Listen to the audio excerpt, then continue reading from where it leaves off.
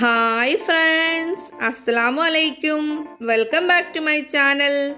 ഇന്ന് ഞാൻ വന്നിരിക്കുന്നത് നല്ല പെർഫെക്റ്റ് ആയിട്ടുള്ള റെഡ് വെൽവെറ്റ് കേക്കിൻ്റെ റെസിപ്പി ആയിട്ടാണ്.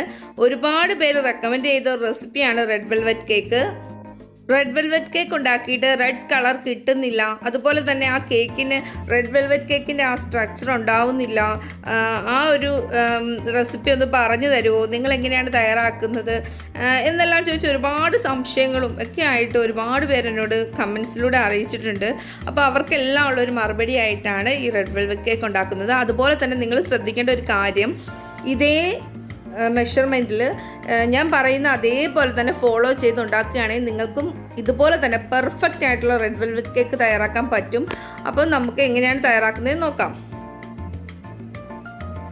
റെഡ് വെൽവെറ്റ് കേക്ക് തയ്യാറാക്കാനായിട്ട് ഞാനിവിടെ 2 കപ്പ് മൈദയാണ് എടുത്തിരിക്കുന്നത്.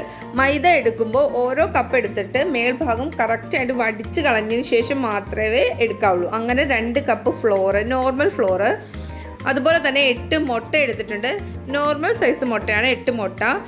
Powder sugar 2 cup. മൈദ എടുക്കുന്ന അതേ അളവിൽ തന്നെയാണ് പൗഡർ ഷുഗറും നമ്മൾ എടുത്തിരിക്കുന്നത്. അതുപോലെ തന്നെ വിനെഗറും ബേക്കിംഗ് സോഡയും കേക്കിലേക്ക് ആവശ്യമുണ്ട്. അത് നമ്മളെടുത്ത് പുറത്ത് വെച്ചിട്ടില്ല, അത് നമുക്ക് ലാസ്റ്റാണ് കേക്കിലേക്ക് ആവശ്യമായിട്ടുള്ളത്. അതുപോലെ തന്നെ 1/2 കപ്പ് സൺഫ്ലവർ ഓയിൽ ഇതിലേക്ക് ആവശ്യമുണ്ട്. 2 tablespoon vanilla essence, 1/2 cup പാല് തിളപ്പിച്ചതല്ല, നോർമൽ പാലാണ് 1/2 cup. Baking powder 2 teaspoon. Magic കളേഴ്സിൻ്റെ മാജിക് റെഡ് കളറാണ് ഞാൻ എടുത്തിരിക്കുന്നത്. 2 ടീസ്പൂൺ റെഡ് കളറാണ് ഞാൻ ഇതിലേക്ക് ആഡ് ചെയ്യുന്നത്. 2 ടേബിൾ സ്പൂൺ കൊക്കോ പൗഡർ നല്ലൊരു റെഡ് കളർ നമ്മുടെ കേക്കിന് കിട്ടാനായിട്ടാണ്. 1/2 ടീസ്പൂൺ ഉപ്പ്.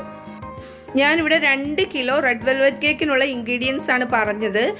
2 കിലോ എന്ന് പറഞ്ഞാൽ ഒരു ഹാർട്ട് ഷേപ്പും ഒരു സർക്കിൾ ഷേപ്പുമാണ് ഞാനിവിടെ ഉണ്ടാക്കുന്നത്.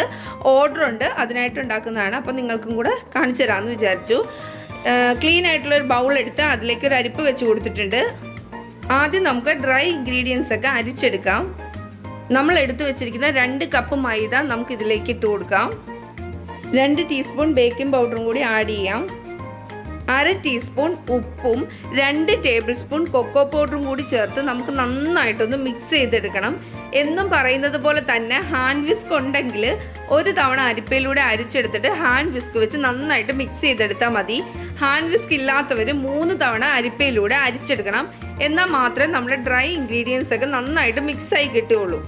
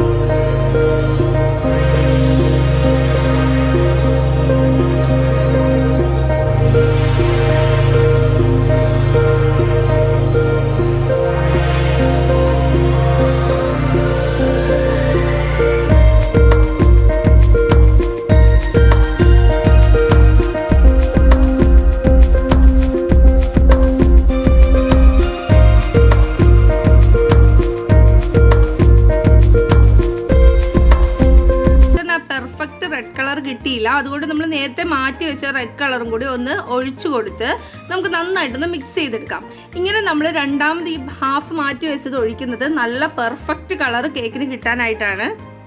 എല്ലാം കൂടി മിക്സ് ആവാനായിട്ട് ജസ്റ്റ് ഒന്ന് ബീറ്റ് ചെയ്തെടുത്താൽ മതി, ഓവർ ബീറ്റ് ചെയ്യരുത്.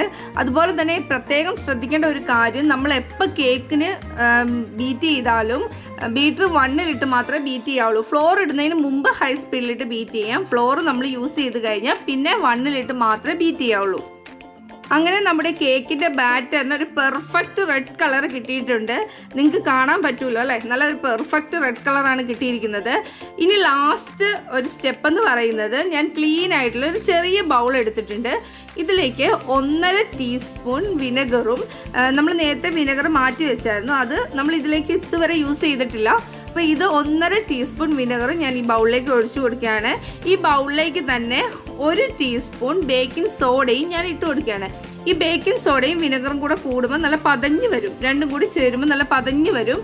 ആ പതഞ്ഞ് വരുന്ന ടൈമിൽ തന്നെ നമ്മൾ കേക്കിൻ്റെ ബാറ്ററിലേക്ക് ഇതൊന്ന് ഒഴിച്ചു കൊടുക്കുകയാണ്.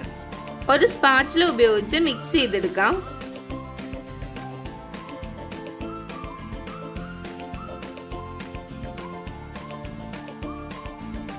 ഞാനിവിടെ 2 ടിന്ന് ഗ്രീസ് ചെയ്തെടുത്തിട്ടുണ്ട്. 1 കിലോയുടെ ടിന്നാണ് രണ്ടും. ഒരു ലവ് ഷേപ്പും ഒരു റൗണ്ട് ഷേപ്പുമാണ് ഞാനിവിടെ ഗ്രീസ് ചെയ്തെടുത്ത ടിന്ന്. ഇതിലേക്ക് നമ്മൾ ഏകദേശം കറക്റ്റ് അളവിൽ തന്നെ ബാറ്റർ ഒഴിച്ചു കൊടുക്കുകയാണ്.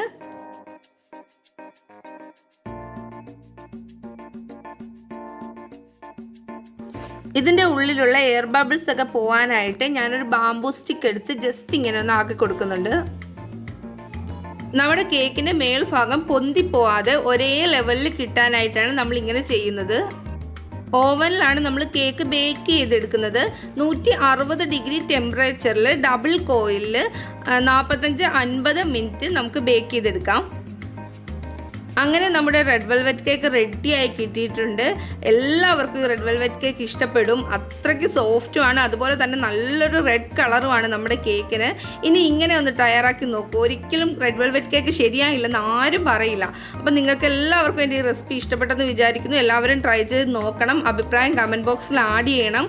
ഇനിയും പുതിയ റെസിപ്പിയുമായി ഞാൻ വീണ്ടും വരും. അതുവരെ ടേക്ക് കെയർ, ബൈ ബൈ.